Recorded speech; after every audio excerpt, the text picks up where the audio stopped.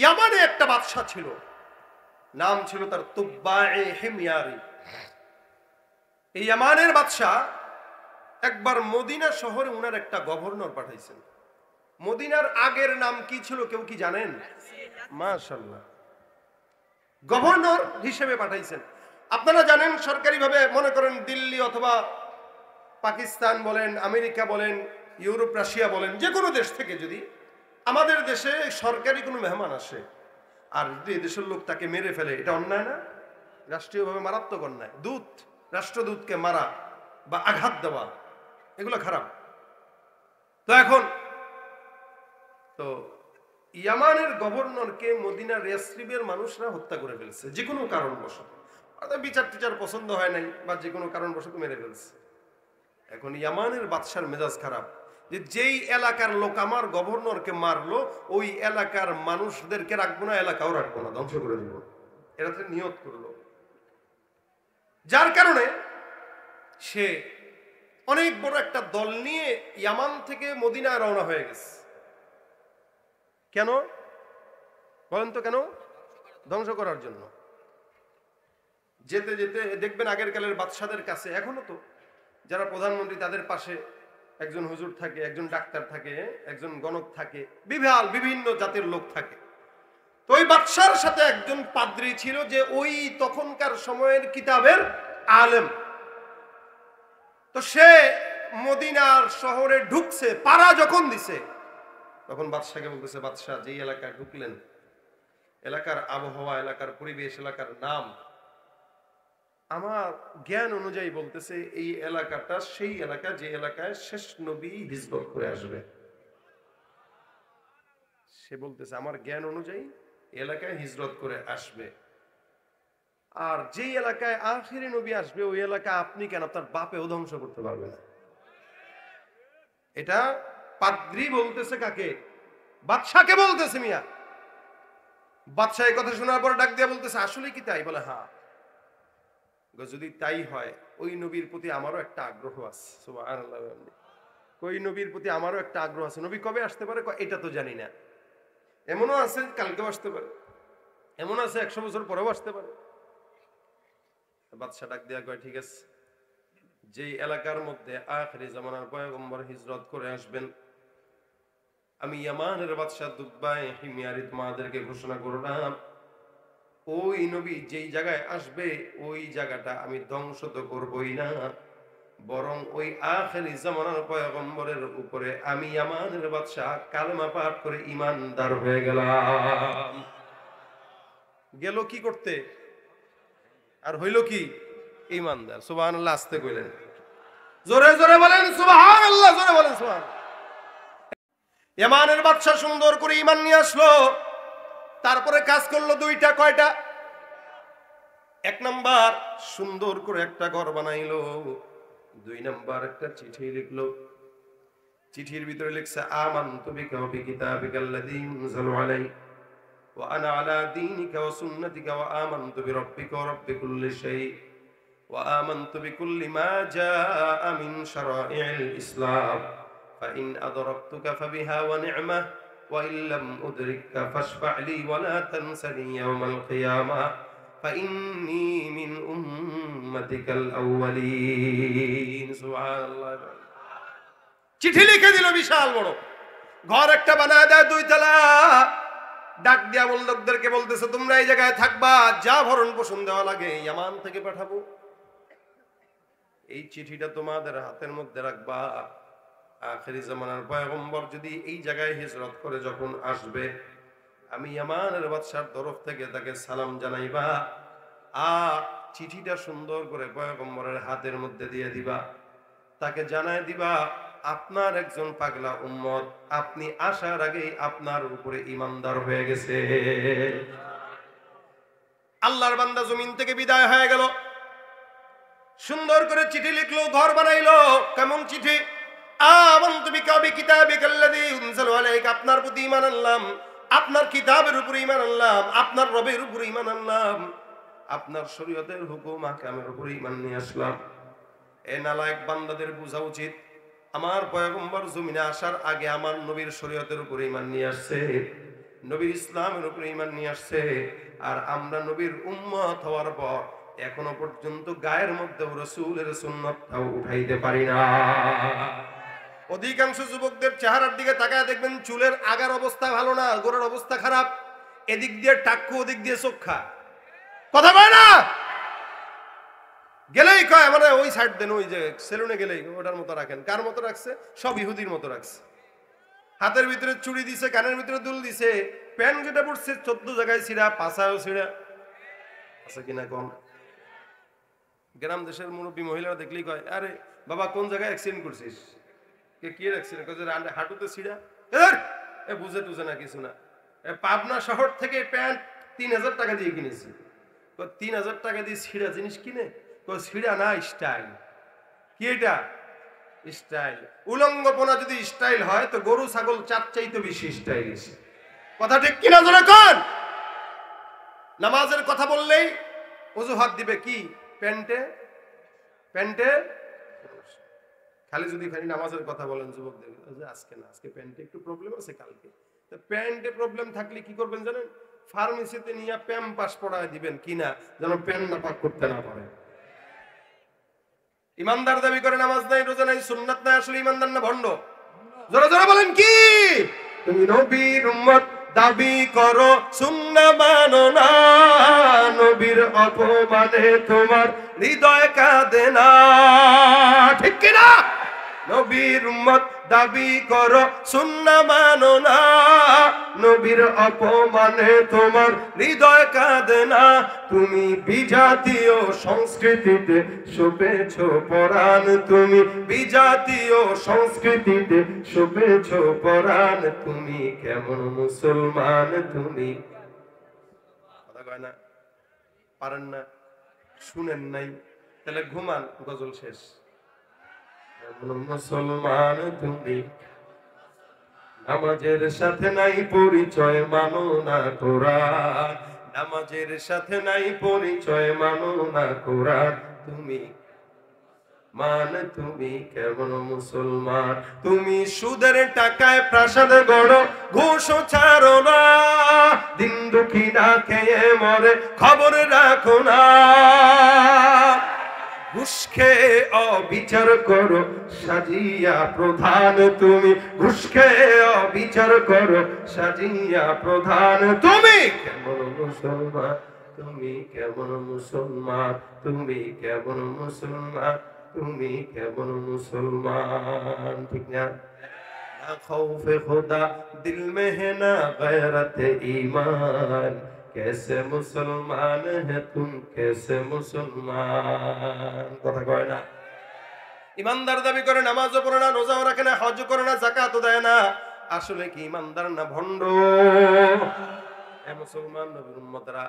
অথচ দেখেন রাসূল সাল্লাল্লাহু আলাইহি ওয়াসাল্লাম নাই, সে বলতেছে আমি আমার পয়গম্বরের শরীয়তের উপর ঈমান নিয়ে আসলাম, যদি জমিনের মধ্যে আমি আমার পয়গম্বরের সাক্ষাৎ পাই এটা আমার জন্য বিশাল বড় নিয়ামত, আর যদি না পাই হে রাসূল আপনি আমাকে ভুলেন না, কেন আমি হলাম আপনার সর্বপ্রথম উম্মত। সুবহানাল্লাহ।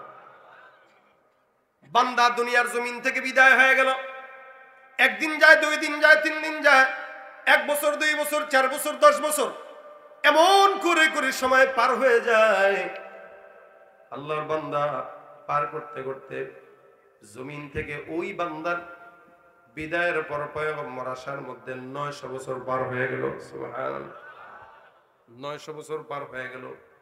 পয়গম্বর আরবি সাল্লাল্লাহু আলাইহি সাল্লাম 900 বছর পার হওয়ার পর আমার পয়গম্বর যখন জমিনের মধ্যে আসলেন, আল্লাহ পাক রব্বুল আলামিন আদেশ দেয়া কয় হে রাসূল হিজরতের সময় হয়ে গেল, মক্কায় থাকার আর সময় নাই, মদিনার জিন্দেগিতে রওনা হয়ে যাওয়া লাগবে। আমার পয়গম্বর রাতের অন্ধকারে মক্কার জমিন ত্যাগ করে মদিনার জমিনের দিকে রওনা হয়ে গেল। মক্কার দিকে তাকায় কয় এ কাবা, আমি তোমার কাছ থেকে ভিক্ষুকের মতো বিদায় হয়ে গেলাম, আমি আবার বাদশা হয়ে তোমার সাথে দেখা করব। আমার পয়গম্বর রওনা হয়ে গেলেন।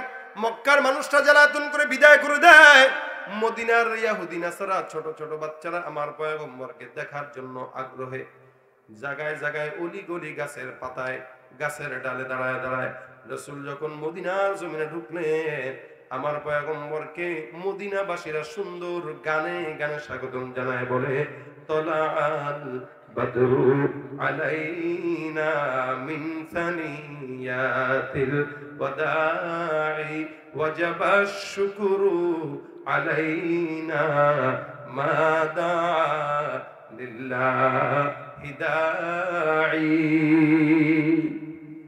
এ ভাইরা আমার, যদিও মক্কার মানুষরা আমার পয়গম্বরকে গালি দেয়, কিন্তু মদিনার বাসীরা আমার পয়গম্বরকে স্বাগতম জানানোর জন্য দাঁড়ায় আছে।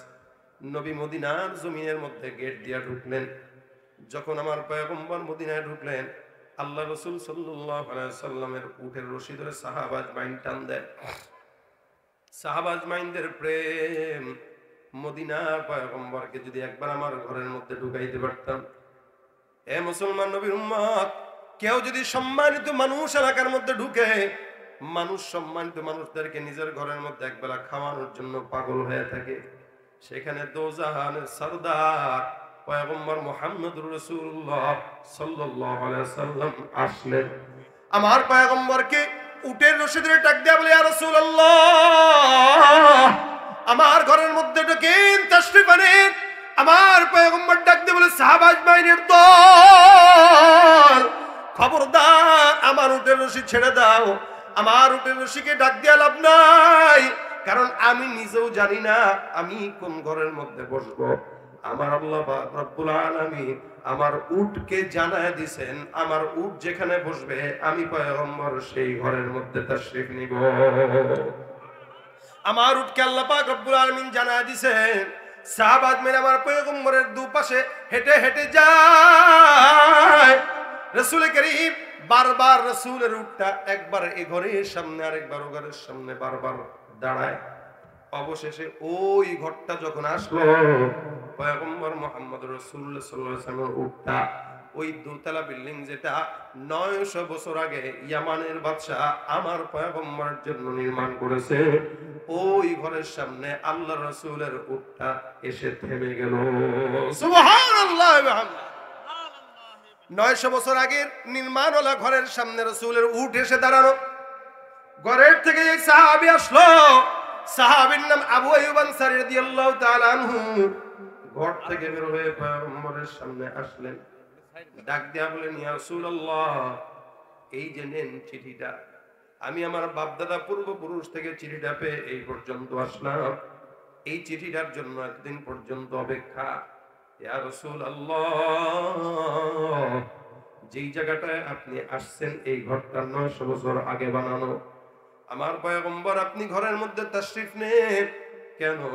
এই ঘরটা আপনার প্রেমে আপনার সর্বপ্রথম উম্মত হযরত ওই ইয়ামানের বাদশা তুব্বা হিময়ারি আপনার জন্য নির্মাণ করে দিয়েছে। আমার পয়গম্বর চিঠিটা গ্রহণ করলো। আল্লাহ পাক রব্বুল আলামিনের পয়গম্বর চিঠিটা গ্রহণ করার চোখের পানি ছেড়ে কান্দে। রাসূল সাহাবা আজমাইনদেরকে ডাক দিয়া বলতেছেন, সাহাবা আজমাইনের দল, যেই লোকটা ১৫০০ বছর আগে, প্রায় ৯০০ বছর আগে আমি পয়গম্বরের উপরে ঈমান নিয়ে এসে জমিন থেকে বিদায় হয়, আমি নবী ঘোষণা করলাম এই লোকটাকে আমি যখন জান্নাতে যাব আমার ডান পাশে সর্বপ্রথম তাকে নিয়ে জান্নাতে ঢুকবো। বন্দেগানে খাসে আল্লাহ মুলগুয়ুব দরজাহা জানে জওয়াসিসুল কুলুব জমিসর শবু এ পিরাহন শনিদি চিরাদর চাহে কিনানশ নদীদি। আমার পয়গম্বরকে মহব্বত করলে লাভ আছে না লস? জোরে বলেন, লাভ না লস? আমরা সেই নবীর উম্মত যেই নবীকে আল্লাহ পাক ৯০০ বছর আগে উম্মত দেয়, এখনো ১৪৫০ বছর হয়ে গেল, এখনো পর্যন্ত উম্মত আছে। আল্লাহর কসম, এই জমিনের মধ্যে একদিন দুরক্ত যতক্ষণ থাকবে, আমার পয়গম্বরের সম্মান নিয়ে কেউ যদি ছিনিমিনি খেলে, এই বাংলাদেশের মুসলমান কশিন কালেও চুপ করে বসে থাকতে পারে না। নবীর সম্মানের ভিতরে আঘাত দেওয়ার পর আপনার কলিজার মধ্যে যদি আঘাত না লাগে, আপনি উম্মত দাবি করতে পারেন কিন্তু পয়গম্বরের উম্মত হতে পারেন নাই, ঠিক কিনা? ধরে এই জন্য নবীর উম্মতেরা আল্লাহ পাক ডাক দিয়া বলে, পাগল যদি হইতে এত নিয়ামত দিতাম না। আল্লাহ পাক রব্বুল আলামিন আমার পয়গম্বরকে সম্মানের কারণে বলতেছেন, ওয়া ইন্নাকা লাআলা খুলুকিন আযীম, জমিনের মধ্যে আপনি সবচাইতে উত্তম ওয়ালা পয়গম্বর, এর মতো উত্তম অন্য কোন নবীকে আমি আল্লাহ পাক দেই নাই, এর মতো উত্তম আখলাক অন্য পয়গম্বরকে আমি আল্লাহ দেই নাই। আখলাক হলো তিন প্রকার, এক নম্বর খুলুকে হাসান, দুই নম্বর খুলুকে করিম, তিন নম্বর খুলুকে আযীম। আখলাক কয় প্রকার? খুলুকে হাসান মানে কি? আপনারা কেউ মারলো, আপনিও মেনে দিলেন, শোধবাদ। খুলুকে করিম দুই নম্বর, আপনাকে কেউ আঘাত দিল, আপনি তাকে কিছু বলেন নাই, মাফ করে দিয়েছেন, শেষ।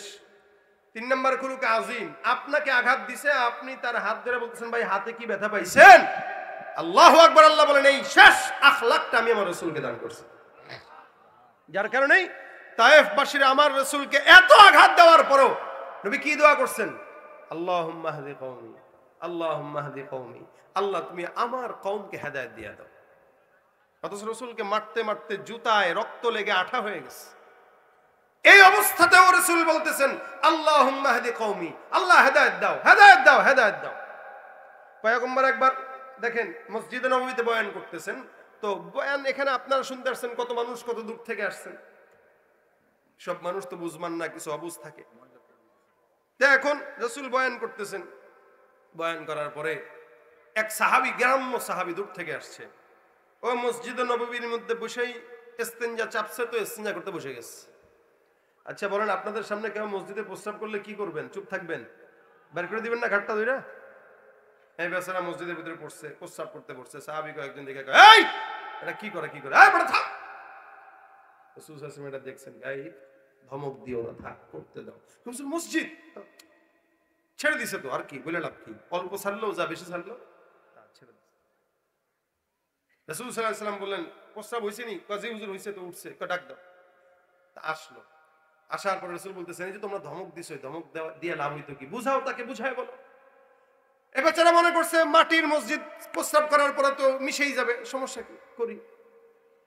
কিন্তু মসজিদ তো আহাব্বুল বিলাদি ইলাল্লাহি মাসাজিদুহা। পয়গম্বর সাল্লাল্লাহু আলাইহি ওয়াসাল্লাম ডাক দিয়ে বলতেছেন, এই সাহাবা একরাম, তোমরা বালতি দিয়ে পানি নিয়ে এই জায়গায় একটু মেরে দাও, আর তাকে একটু মাথায় হাত বুলায় বুঝায় দাও যে মসজিদ ইবাদতের জায়গা, প্রস্রাবের জায়গা না, তাহলেই তো হয়।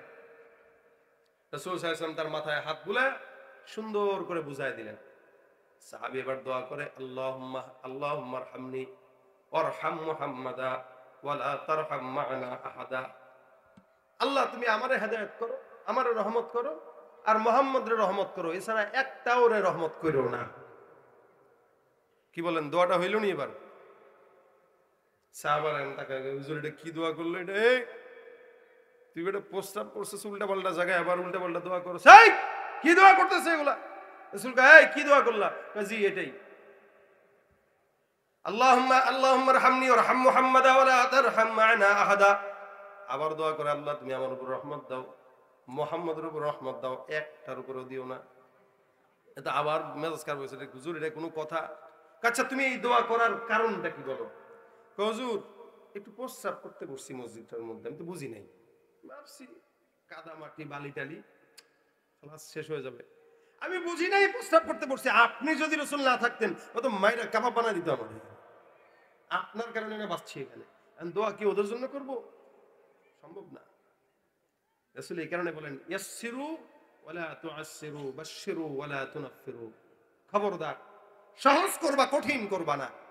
মানুষকে জান্নাতের সুসংবাদ দাও, জাহান্নামের ভয় দেখানোর আগে।